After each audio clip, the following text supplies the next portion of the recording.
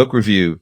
If you give A Single Dad and Nanny by Einerson, genre, contemporary romance, small town romance, grumpy sunshine trope series.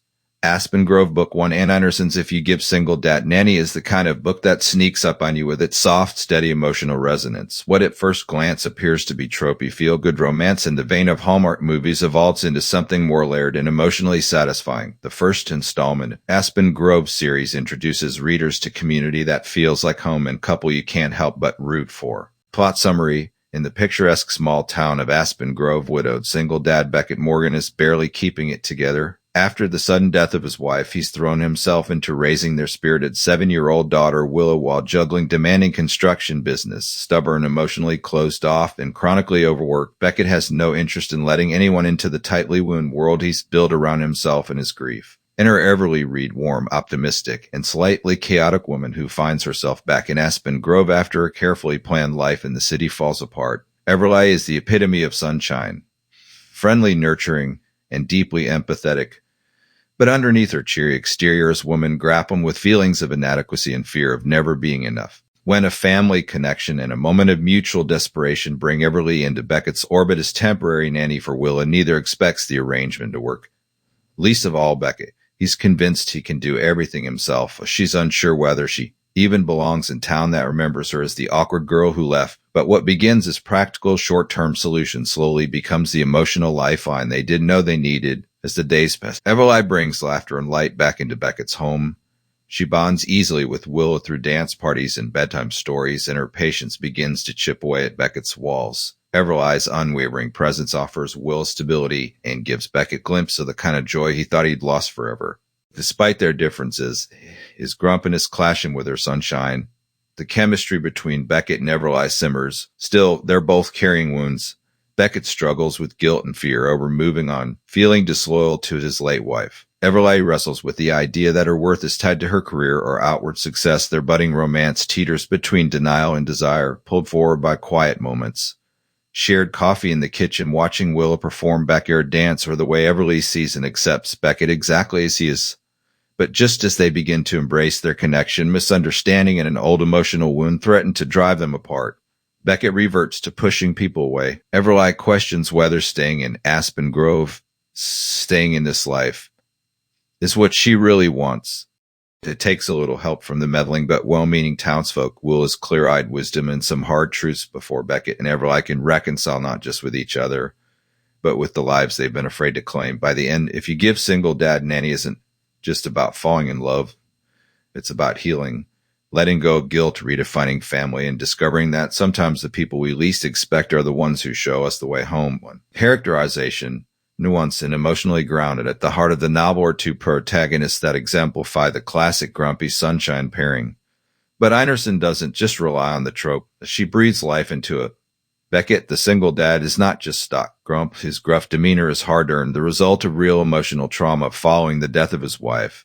He's not cruel or cold, just exhausted, emotionally repressed, and afraid of change. Einerson doesn't shy away from showing his struggles with grief, parenthood, and the impossible standards he sets for himself. His devotion to his daughter Willa is immediate and unquestionable, making him instantly sympathetic despite his emotional walls. Everly, on the other hand, is a ray of chaotic sunshine.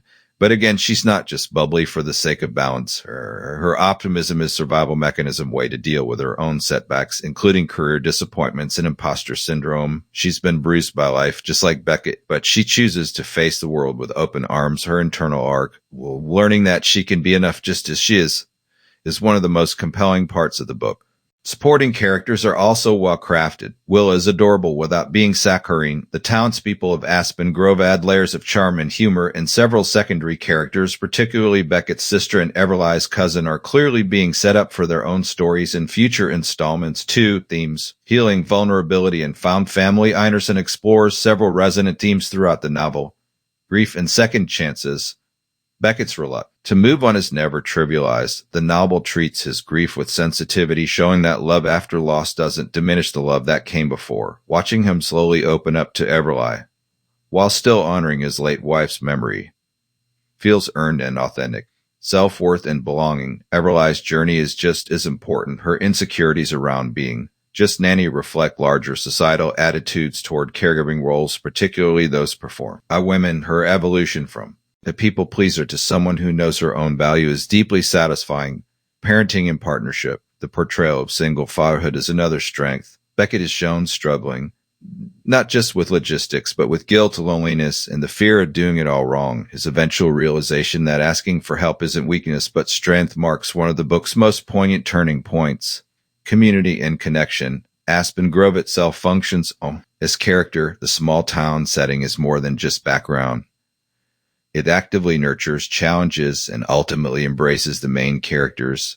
The community potlucks, nosy neighbors, and town traditions all reinforce the theme of found family. 3. Setting. Cozy, vivid, and inviting. Einerson's Aspen Grove is the kind of place readers will want to return to again and again. Think Stars Hollow meets Bluebell from Heart of Dixie. There's warmth to the setting that seeps into the story, making it ideal for lovers of small-town fiction. Details like the local hardware store, the quirky community events, and even the seasonal weather patterns are lovingly rendered. More importantly, the setting enhances intimacy of the story. In small town, nothing stays private for long, and this dynamic is used for both humor and emotional tension. Beckett and Everly can't avoid each other, which forces both characters to confront their growing feelings. Aspen Grove, in this way, becomes the pressure cooker and the safety net. Or dialogue and narrative voice, witty, warm, and well-paced. Einerson's writing style is clean, immersive, and quietly witty. The dialogue between Beckett and Everly crackles with chemistry from the very beginning. Their banter feels natural and unforced, often laced with sarcasm on his end and sly teasing on hers. Examples. You really think I can't handle 7-year-old empowered drill? Everly asked, eyebrow raised. I think you're more likely to put glitter in the toolbox, Beckett muttered. The narrative voice alternates between Beckett and Everly's perspectives, giving readers insight into both their internal struggles and growing affection. The switch is seamless and contributes to the slow burn feel. The pacing allows room for tension to build gradually without dragging.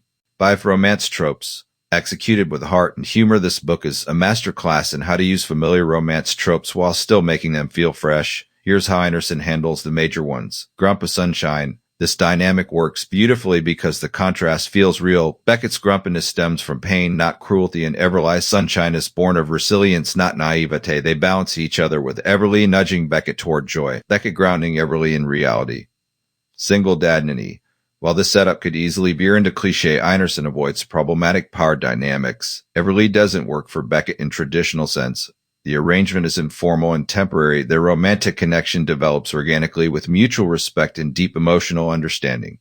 Forced proximity. The fact that Everly is essentially living part-time in Beckett's world means that their interactions feel natural, not contrived. The domestic moments. Cooking dinner together, wrangling bedtime, watching Willa's dance recital.